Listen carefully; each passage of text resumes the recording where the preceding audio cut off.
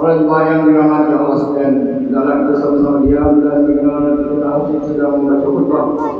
Lalu persiapan hadis Nabi Muhammad sallallahu alaihi wasallam yang diriwayatkan oleh Abu Hurairah radhiyallahu anhu. Orang siapa berkata kita hati sedang berkhutbah, walau mengingatkan sahabatnya dengan kata diam sekalipun, maka tentulah itu silsilah paling banyak. Dari itu hendaklah bersama-sama diam dengan taat dan mendapat kebahagiaan hidup di dunia dan juga di akhirat.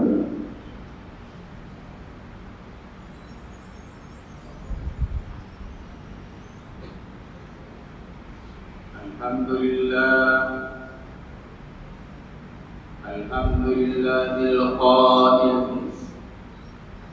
wa mal hayatud dunya illa la'ibun wa walad darul akhiratu khairul lil ladzina yattaqun afala ta'qilun. Asyhadu an la ilaha illallah wahdahu la syarika lah wa asyhadu anna Muhammadan 'abduhu wa rasuluh. Allahumma salli wa sallim ala sayyidina Muhammadin wa ala alihi wa ashabihi ajma'in. Amma ba'd. Ya ibadallah, ittaqullah. Usikum wa iyaya bittaqwallahi faqad fazal muttaqun. Qala Allah Ta'ala fi kitabihil 'aziz, ya ayyuhalladzina amanu athi'ullaha wa athi'ur rasula wa ulil amri minkum. Fa in tanaza'tum fi shay'in farduhu ila Allahi war rasul in kuntum tu'minuna billahi wal yawmil akhir dzalika khairun wa ahsanu ta'wila. Yang bermaksud, wahai orang yang beriman, taatlah kamu kepada Allah dan taatlah kamu kepada Rasulullah dan kepada ulil amr, yakni orang yang berkuasa di kalangan kamu. Kemudian jika kamu berbantah-bantah, yakni berselisihan di dalam sesuatu perkara, maka hendaklah kamu mengembalikannya kepada kitab Allah, yakni Al-Quran dan sunnah Rasulnya. Jika kamu benar-benar beriman kepada Allah dan hari akhirat, yang demikian adalah lebih baik bagi kamu dan lebih elok pula kesudahan. Sidang jemaat yang dirahmati Allah sekalian, marilah kita meningkatkan ketakwaan kepada Allah Subhanahu wa taala dengan bersungguh-sungguh melaksanakan segala perintahnya dan meninggalkan segala larangan. Mudah-mudahan kita mendapat rahmat dan keberkatan hidup di dunia dan di akhirat. Khutbah pada kali ini akan menguraikan tajuk insaflah sebelum gelap. Sidang jemaat yang dirahmati Allah, dalam menempuh kehidupan dunia ini terdapat dua golongan manusia, iaitu golongan yang pertama, manusia yang berusaha menjadi hamba yang terbaik di sisi Allah Subhanahu wa taala dengan melaksanakan segala perintahnya dan meninggalkan segala larangan. Manakala golongan yang kedua ialah manusia yang memilih untuk melakukan kemungkaran dan melanggar perintah Allah. Golongan yang kedua ini sebenarnya suka mengikut kehendak hawa nafsu tanpa mengira hukum halal dan haram. Mereka beranggapan bahawa hidup hanya sekali dan perlu berserah sebelum tinggal. Keinginan hawa nafsu yang menguasai akal manusia ini telah menyebabkan manusia terpedaya dengan tipu daya dunia, hingga ada segelintir yang sudah berumur pun masih gemar melakukan perkara-perkara yang melalaikan dan tidak berfaedah. Pepatah ada menyebut, rumah kata pergi, kubur kata mari.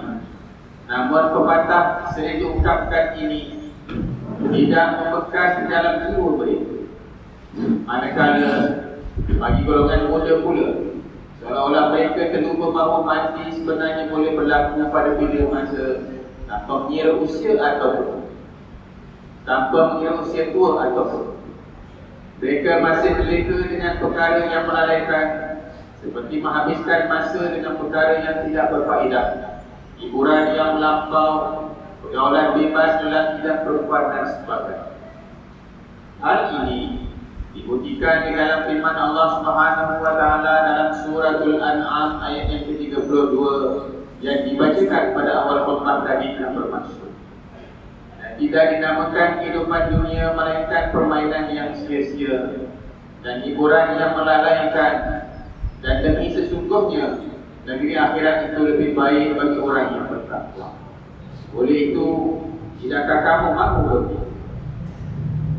Masyarakat muslimin rahmatullah. Sesungguhnya ajaran Islam tidak menghalang umat bergembira dan melakukan perkara-perkara yang menyeronokkan. Namun, setiap perkara yang dilakukan itu naklah mengikut panduan dan batasan syariat Islam. Sebagai manusia biasa, kita menyedari bahawa memang agak sukar bagi kita mengelak diri daripada melakukan kesilapan ataupun kesalahan, sama ada secara sengaja ataupun tidak. Ada dalam kalangan kita yang cuba mengawal diri daripada terperangkap dengan tipu daya syaitan. Namun ada kalanya kita tewas juga akibat kelemahan iman kita sendiri. Dengan kata yang lain, tidak seorang pun dalam kalangan kita yang tidak melakukan dosa boleh berlaku atau boleh terjadi pada setiap perintah dan golongan, sama ada golongan muda maupun golongan tua.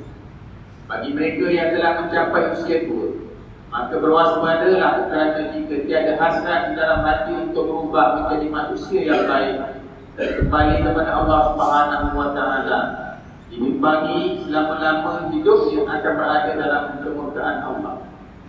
Hal ini dikatakan demikian kerana inilah saat yang akan menentukan perakhiran perjalanan hidup seseorang manusia, sama ada perakhiran yang baik iaitu husnul khatimah ataupun perakhiran yang buruk iaitu su'ul khatimah.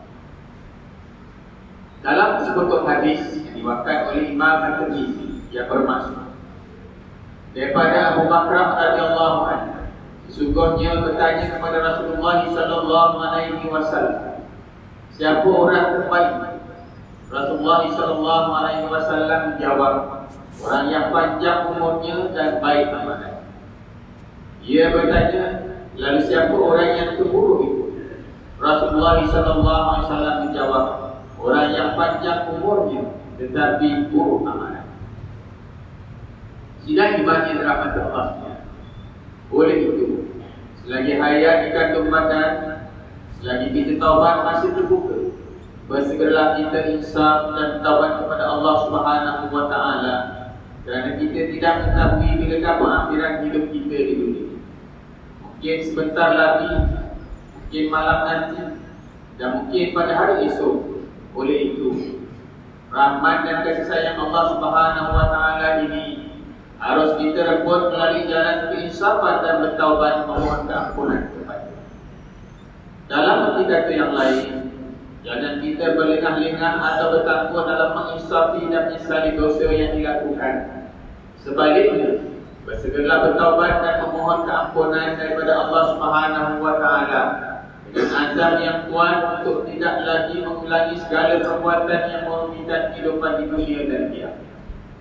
Hal ini dinyatakan di dalam firman Allah Subhanahu wa taala di dalam surah Az-Zumar ayat yang ke-53 yang bermaksud, katakanlah wahai Muhammad, wahai hamba-hambaku yang telah melampaui batas terhadap diri mereka sendiri dengan perbuatan-perbuatan maksiat, janganlah kamu berputus asa dari rahmat Allah, kerana sesungguhnya Allah mengampunkan segala dosa. Sesungguhnya dialah Dia yang Maha Pengampun lagi Maha Pengasih. Selain itu, pada masa yang sama kita juga harus sentiasa berusaha memperbaik dan meningkatkan amal ibadah kita, meliputi ibadah yang wajib maupun yang sunnah. Sekiranya hari ini kita hanya menunaikan solat fardu, maka tingkatkanlah amal ibadah dengan melaksanakan solat-solat sunnah. Seandainya kita terlibat dengan perbuatan-perbuatan maksiat, maka jauhilah dan tinggalkanlah. Jikalau dahulu kita merasa berat tangan untuk mengeluarkan sedekah, maka bersegeralah menuntut pahala dosa. Sesungguhnya dengan perbuatan-perbuatan kebaikan yang kita lakukan ini akan dapat menyuburkan hubungan kita dengan Allah Subhanahu wa taala serta hubungan kita sesama manusia. Sidang jemaat yang dirahmati Allah sekalian. Sebagai rumusan bagi materi khutbah pada kali ini, Imam ingin menyeru jamaah sekalian agar kita menginsafi diri dan berubah ke arah kebaikan sebelum terlambat. Berubahlah, terus berubah ke arah kebaikan. Disegala sekadar memasang azam tanpa berbuat apa-apa. Darilah hidayah Allah Subhanahu wa Ta'ala, dan hidayah tidak akan datang secara begitu. Biasalah melazimkan doa agar Allah Subhanahu wa Ta'ala menetapkan hati kita di atas petunjuk dan rahmat. Ayo mari kita sama-sama berhijrah. Sebelum terlewat, jadikanlah amalan menginsafi diri dan bertaubat secara berterusan sebagai rutin kehidupan kita. Semoga taubat kita semua diterima Allah Subhanahu wa Ta'ala, sebagaimana firman-Nya di dalam surah Asy-Syura ayat 25. Wa huwal ladzi yaqbalu at-taubata 'an 'ibadihi wa ya'fu 'anis sayyi'ati wa ya'lamu ma taf'alun. Ia bermaksud, dan dialah Tuhan yang menerima taubat dari hamba-hambanya yang bertaubat, serta memaafkan kejahatan-kejahatan yang mereka lakukan, dan Dia mengetahui akan apa yang kamu semua kerjakan. Barakallahu li wa lakum bil Qur'anil 'azim, wa nafa'ani wa iyyakum bima fihi minal ayati waz zikril hakim, wa taqabbal minni wa minkum tilawatahu innahu huwas samiul 'alim.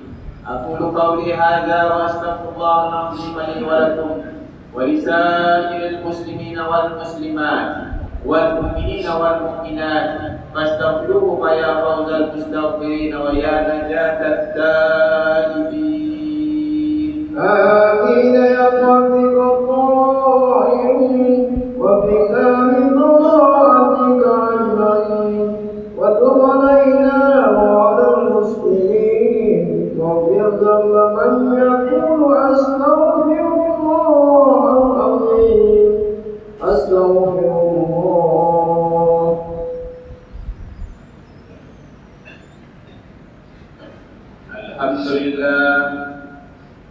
Alhamdulillah hamdan katsiran kama amar. Asyhadu an la ilaha illallah wahdahu la syarika lah, iqraran bi rububiyyatihi wa irghaman liman jahada bihi wa kafar. Wa asyhadu anna sayyidana Muhammadan sayyidul bashar sallallahu wa sallama ala sayyidina Muhammad wa ala alihi wa sahbihi man tasarat ayman binazarin wa udhun biqamar. Amma ba'd, ya ibadallah, ittaqullaha fima amar wa antahu amma nahakum anhu wa zakat. Wahai hamba, ingatlah bahawa dunia ini adalah tempat tempangan untuk sementara. Akhirat itulah sebenar-benar tempat yang kekal untuk selama-lamanya. Oleh itu, marilah kita bertakwa kepada Allah untuk mendapatkan kebahagiaan serta menyelamatkan diri daripada siksaan api neraka. Allah berfirman di dalam surah Al-Ahzab ayat 56. Inna Allah wa malaikatahu yusalluna 'alan nabi ya ayyuhalladzina amanu sallu 'alaihi wa sallimu taslima. Yang bermaksud, sesungguhnya Allah dan malaikatnya berselawat, berikan segala penghormatan dan kebaikan kepada Nabi Muhammad sallallahu alaihi wasallam. Wahai orang yang beriman, berselawat kamu kepadanya, ucapkanlah salam sejahtera dengan penghormatannya sepenuhnya. Allahumma salli wa sallim ala sayyidina Muhammad wa ala ali sayyidina wa maulana Muhammad. Marilah kita bermohon kepada Allah Subhanahu wa Ta'ala, semoga Allah meridai khalifah-khalifah Rasulullah sallallahu alaihi wasallam, yaitu Sayyidina Abu Bakar As-Siddiq radhiyallahu anhu, Sayyidina Umar bin Khattab radhiyallahu anhu, Sayyidina Utsman bin Affan radhiyallahu anhu, dan Sayyidina Ali bin Abi Thalib radhiyallahu anhu, dan sahabat-sahabat kita yang sama-sama berjuang menegakkan agama Allah yang maha suci ini radhiyallahu anhu.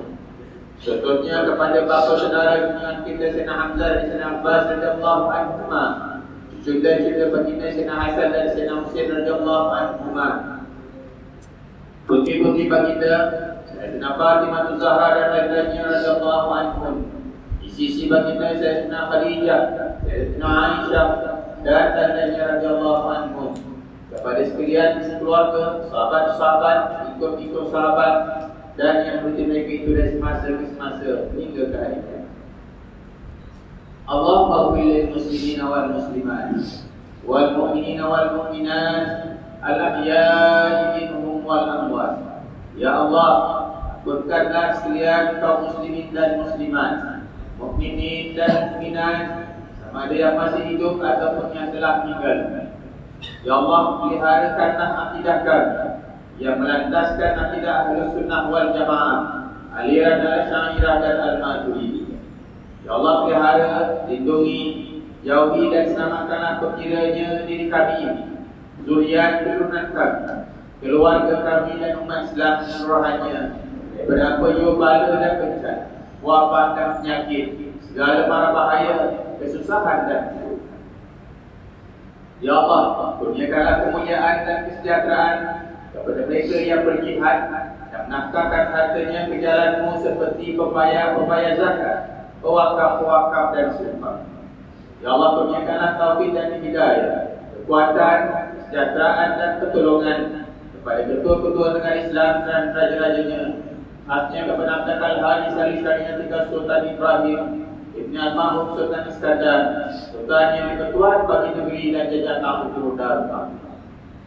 Kepada Raja Zari Sofia bin Al-Mahmud Sultan Syah Bunasuri Johor, kepada Tunku Ismail bin Sultan Ibrahim Tunku Mahkota Johor, dan Cik Tuan Besar Khalidah binti Mustamam, kepada putra-putra dan putrinya, kerabat-kerabat raja dan rakyat. Allahumma izzal Islam wal muslimin wa qilil kafarata wa qilil sayyiati wal musyrikin wa kulla man huwa aduwwun lid-din. Allahumma farrij humumal muslimin wa qid dayna 'anil madinin wa ahsin khalasal masjudin waj'al hadzal balada aminan mutma'innan rahiyyan wa sa'ira biladil muslimin. Amin ya rabbal alamin. Allahumma dakhilna wa dhurriyyatina وَأُزُولَنَا وَقُلُوعَنَا الْجَنَّةَ مَعَ الْأَبْرَارِ يَا عَزِيزِ يَا غَفَّارِ يَا رَبَّ الْعَالَمِينَ. رَبَّنَا هَبْ لَنَا مِنْ أَزْوَاجِنَا وَذُرِّيَّاتِنَا قُرَّةَ أَعْيُنٍ وَاجْعَلْنَا لِلْمُتَّقِينَ إِمَامًا. رَبَّنَا اغْفِرْ لَنَا وَلِإِخْوَانِنَا الَّذِينَ سَبَقُونَا بِالْإِيمَانِ وَلَا تَجْعَلْ فِي قُلُوبِنَا غِلًّا لِلَّذِينَ آمَنُوا رَبَّنَا إِنَّكَ رَءُوفٌ رَحِيمٌ.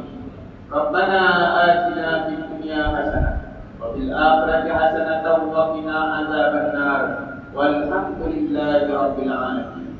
عباد الله، إن الله يأمر بالعدل والإحسان وإيتاء ذي القربى وينهى عن الفحشاء والمنكر والبغي يعظكم لعلكم تذكرون. واذكروا الله العظيم يذكركم واشكروه على نعمه يزدكم ولذكر الله أكبر.